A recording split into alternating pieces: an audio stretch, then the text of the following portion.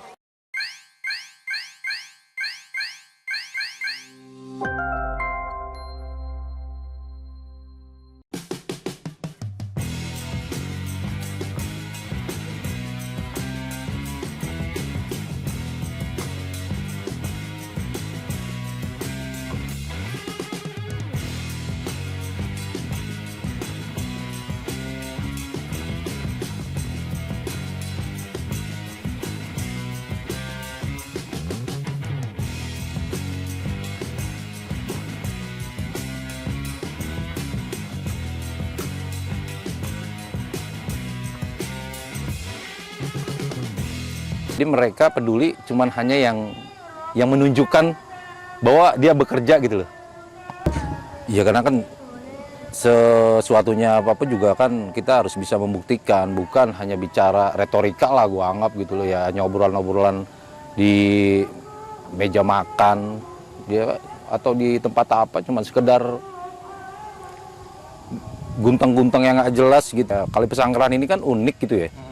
Uniknya nggak seperti kali Cisadane, Ciliwung, garis lurus gitu loh. Kalau Pesanggerahan ini kan belok-belok kayak ular gitu kan. Nah ini juga menjadi PR bersama karena di saat lagi bandang atau air besar itu kan tahu sendiri dengan kondisi yang sangat apa ya, sangat ya mungkin memprihatinkan karena ketidakpedulian banyak orang.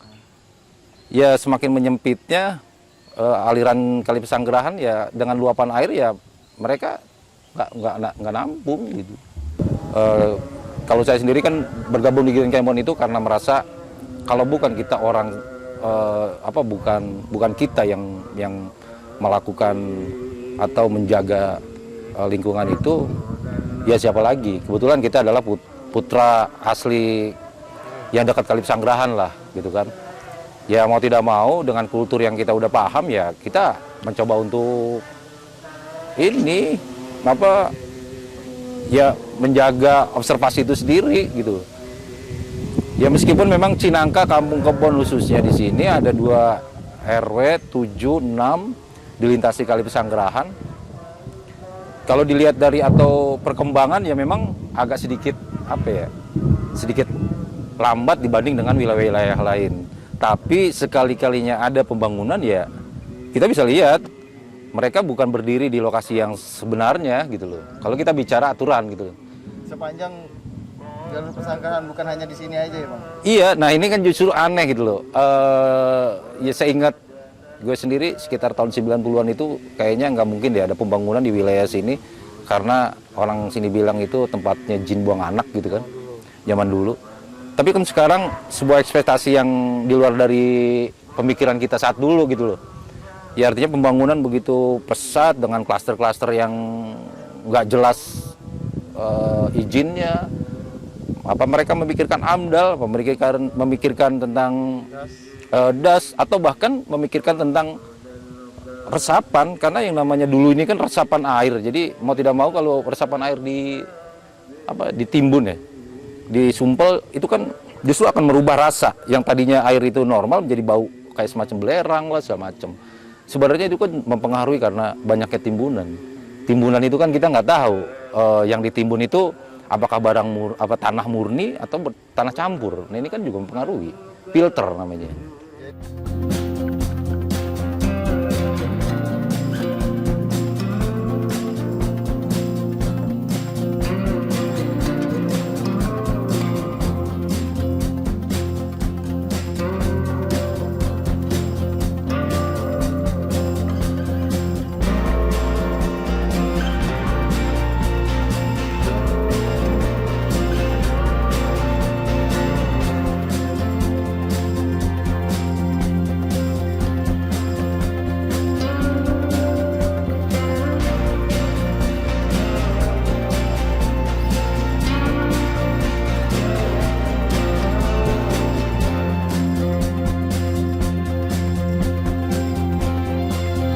Justru kalau ada air bandang atau banjir, dulu tuh ada banjir 7 tahunan ya.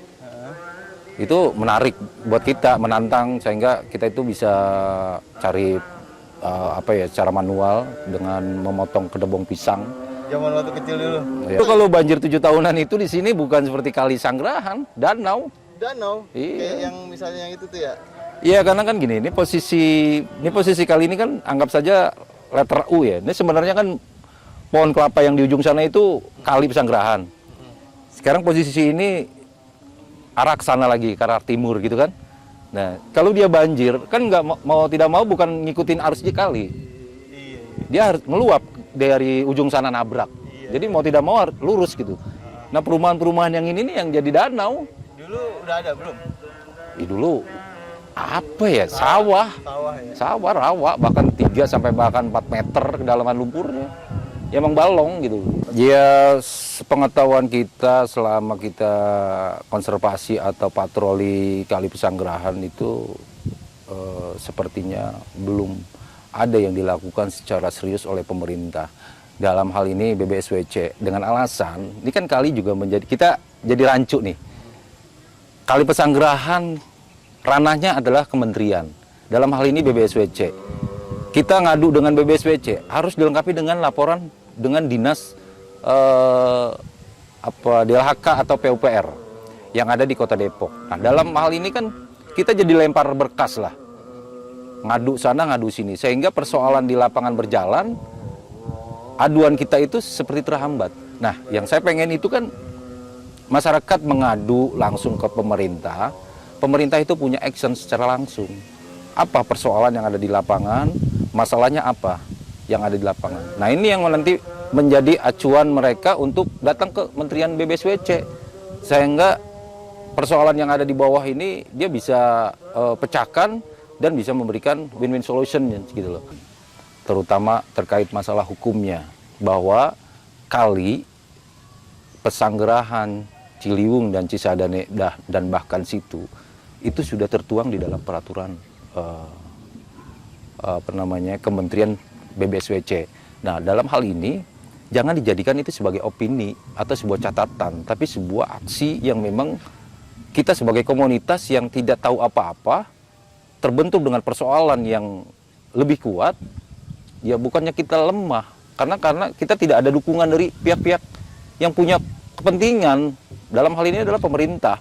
Contoh, kita pernah menghadapi persoalan pembangunan di pinggir kali, mereka bicara dasar hukum, gitu kan. Nah, kita juga berbicara dasar hukum, tapi dasar hukum kita itu lemah karena tidak di backup.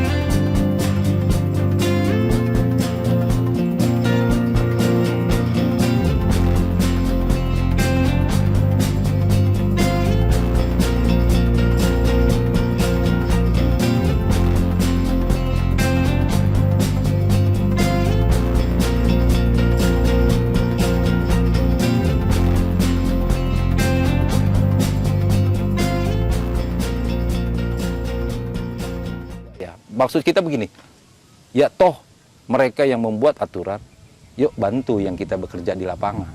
Karena komunitas itu luar biasa menurut saya, karena mereka bekerja tanpa ada pamrih.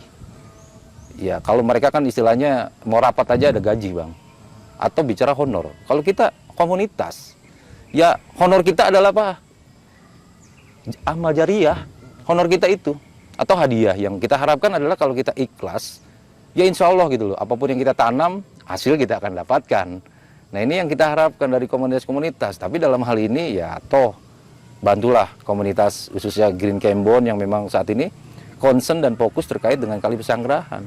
Kita punya base camp di sini namanya Green Kembon, tepatnya di RT 02 RW 7 Kampung Kebon, Cinangka, Sawangan, Depok. Jadi green Kembon itu berasal dari kata hijau. Hijau itu ya karena memang adanya di wilayah Kampung Kebon. Kembon itu ya kita ambil dari kata kampung kebon sebenarnya. Tapi ada filsafahnya yang lebih kerennya lagi. Nah ini yang senior awal itu yang punya cerita bahwa green Kembon itu filosofi yang sangat luar biasa. Nah itu tulang punggung bang. Kembon itu seperti tulang punggung. Jadi kalau kita bicara tulang punggung ya kita bisa mengartikan lah bahwa manusia siapapun kalau menjadi tulang punggung itu adalah yang bertanggung jawab. Itu baik perempuan baik laki kalau dia menjadi tulang punggung. Nah, itu filosofi yang kita ambil sedikit. Sebenarnya tanpa mencari itu tiba-tiba ketemu. Ya ini seperti kayak sebuah petunjuk gitu loh. Tapi ya lagi-lagi memang kita di sini juga memang dalam menghadapi persoalan ini butuhlah support, baik itu tenaga, pikiran. Bantuin di atas nanti dengan, iya, dengan apa namanya, peraturan-peraturan mungkin. Iya, dan juga memang saya juga mengucapkan banyak terima kasih tuh sama dinas pertanian dinas perhutanan ya, bibit mereka itu memberikan balai benih di Tapos. Ya saya mengucapkan banyak terima kasih. Selama ini mereka mensupport kegiatan kita dengan berbagai bibit yang mereka berikan dari ukuran 1 sampai dengan 2 meter. Maaf Bang, Tapos Sawangan memang nggak ada balai benihnya atau gimana? Kalau di Sawangan nggak ada. Oh, nggak ada. Adanya balai benih ikan. Karena meskipun ada, kapasitasnya nggak banyak lah. Kalau di daerah sana kan kita bisa meminta dengan jumlah 1.000, 2.000. Oh, kalau di Tapos itu punya pemerintah pusat? Kementerian. Kementerian, oh. Iya. Punya kementerian. Dan alhamdulillah kegiatan kita itu selalu disupport dengan mereka. Yang penting kita mengeluarkan surat permohonan aja sih intinya. Dan ini banyak pohon-pohon yang sudah berhasil besar, tapi ya karena memang ada segi pembangunan kita jadi maklumin juga. Ya mau tidak mau nanti next setelah pembangunan ini selesai kita punya PR baru untuk merapikan atau mengembalikan asalnya lagi dengan wajah baru lah, intinya seperti itu. Dan nanti juga kita kembalikan lagi dan kita juga akan pasang CCTV lagi karena CCTV kita juga pernah hilang. Karena tujuannya kenapa CCTV kita pasang, karena nanti di wilayah ini wilayah yang benar-benar terlarang untuk kegiatan apapun. Pertama memburu, menembak, menangkap ikan, dan nebang pohon yang jelas. Itu yang memang kita jadikan tempat ini sebagai percontohan.